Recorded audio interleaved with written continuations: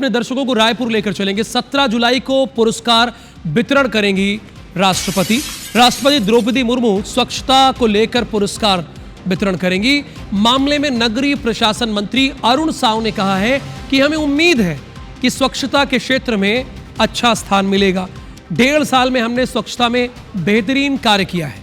17 जुलाई को स्वच्छता पुरस्कार मिलने वाला है। उत्कृष्ट प्रदर्शन करने वाले शहरों को ये पुरस्कार दिया जाएगा। स्वच्छता के मामले में छत्तीसगढ़ के शहरों की स्थिति में सुधार हुआ है। कई शहरों की स्वच्छता रैंकिंग में सुधार हुआ है, ऐसी जानकारी दी गई है। 17 जुलाई को पुरस्कार वितरण किया जाएगा। अरुण साव ने यह जानकारी दी है। नगरीय प्रशासन उप मुख्यमंत्री के साथ वो नगरीय प्रशासन मंत्रालय की जिम्मेदारी भी देख रहे हैं। उन्होंने कहा कि हमने इन 1.5 सालों में बेहतरीन काम किया है और हमें उम्मीद है कि इस बार की रैंकिंग और सुधरी होगी और बेहतर होगी।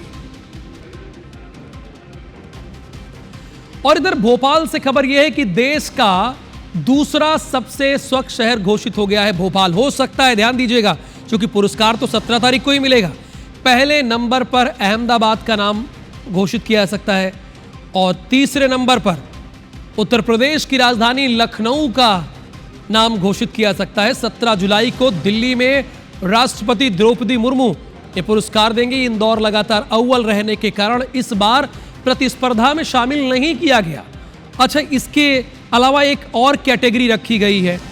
सुपर स्वच्छता लीग वाले शहरों में इंदौर, उज्जैन और बुधनी का नाम शामिल किया गया, यानी इसमें बुधनी का नाम भी आप ऐड कर लीजिए।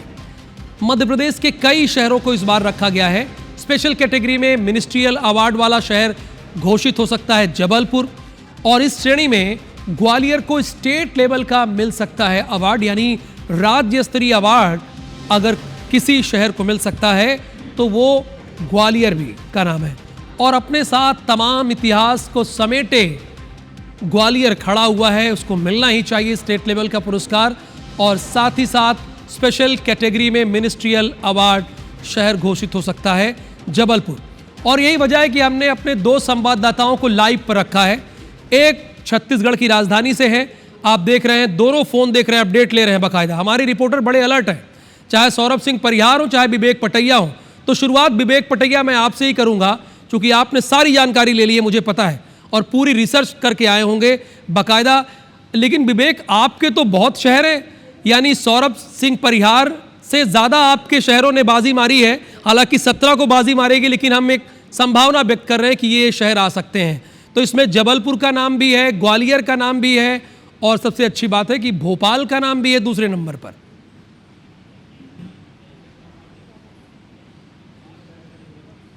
देखिए, भोपाल जो है देश की सबसे स्वच्छ कैपिटल का खिताब पिछले वर्ष स्वच्छता पुरस्कारों में जीता था भोपाल ने, राजधानी भोपाल ने, और इस बार जो है फिर भोपाल का नंबर लगा है। तो ये भोपाल के लोगों के लिए एक बड़ी कह सकते हैं कि सौगात भी है, और भोपाल के लोगों को के लिए एक बड़ी सौगात के साथ साथ आने वाले समय के लिए एक चुनौती भी है कि इसको बरकरार रखना। दूसरी तरफ यदि बात करें तो छोटे शहर इसमें बुधनी का नाम है। मतलब आप समझ सकते हैं कि बुधनी जैसा छोटा नगर पालिका वाला शहर इस बार स्वच्छता की कैटेगरी में है। मतलब छोटे शहरों को भी केंद्र सरकार जो है प्रेरित कर रही है अवार्ड देकर, ताकि छोटे शहर भी इस प्रतिस्पर्धा में हमेशा रहे। नगरीय निकाय जो छोटे हैं वो इस प्रतिस्पर्धा में रहे। उज्जैन का भी नाम है, तो कह सकते हैं कि उज्जैन जो महाकाल की नगरी और जहाँ पर 2028 में सिंहस्थ होना है, उसके पहले यदि उज्जैन को कोई अवार्ड मिलता है तो निश्चित तौर पर ये मध्य प्रदेश के लोगों के लिए एक बड़ी कह सकते हैं सौगात होगी। और ग्वालियर का नाम इस कैटेगरी में भी आ रहा है, तो ग्वालियर के लिए भी एक बड़ी सौगात। लेकिन इंदौर जो लगातार स्वच्छता का रिकॉर्ड विश्व में बना चुका है, वो इस बार जो है इस प्रतिस्पर्धा में नहीं है। निश्चित तौर पर इंदौर वासियों के लिए एक किसी झटके से कम नहीं है। लेकिन इंदौर के बजाय कोई और शहर यदि स्वच्छता कैटेगरी में आ रहा है देश का, तो निश्चित तौर पर उस शहर के लिए भी आने वाले समय में पुरस्कार के साथ साथ इस पुरस्कार को बचाए रखना भी विवेक, उसकी वजह यह है कि दूसरे शहरों को भी प्रमोट कर रहा है। चूंकि इंदौर तो लगातार अव्वल रहता था, इसलिए प्रतिस्पर्धा में शामिल ही नहीं किया गया, वरना एक बार हो सकता है फिर टॉप पे रहता। सौरभ, आप क्या स्थिति होने वाली, यानी छत्तीसगढ़ की अगर मैं बात करूं तो?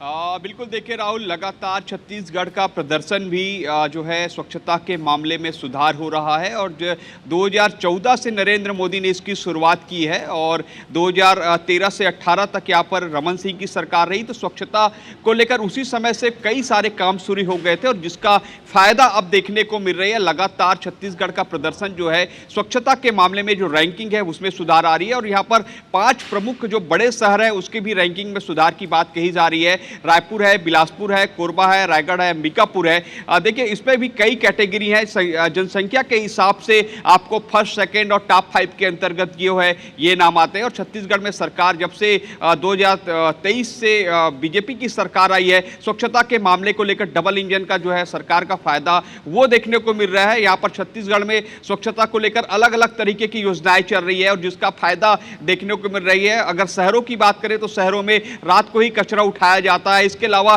पूरे बड़े मार्केटों में, कॉलोनियों में, मोहल्लों में यानी उम्मीद है कि छत्तीसगढ़ के शहर भी इस बार बेहतर प्रदर्शन करेंगे, जैसा कि सौरभ बता रहे हैं। हालांकि देखिए ये हमारे सोर्सेस कह रहे हैं कंफर्म 17 तारीख को होगा। Thank you so much Saurabh, आपका भी और विवेक आपका भी। नगरीय प्रशासन मंत्री छत्तीसगढ़ का क्या कहना है वो आपको सुनाते हैं। जिन शहरों ने उत्कृष्ट स्थान प्राप्त किया है उन्हें पुरस्कृत किया जाएगा और पिछले 1.5 सालों में जिस तरह से हमने स्वच्छता के क्षेत्र में काम किया है, हमें उम्मीद है कि छत्तीसगढ़ को अच्छा स्थान मिलेगा।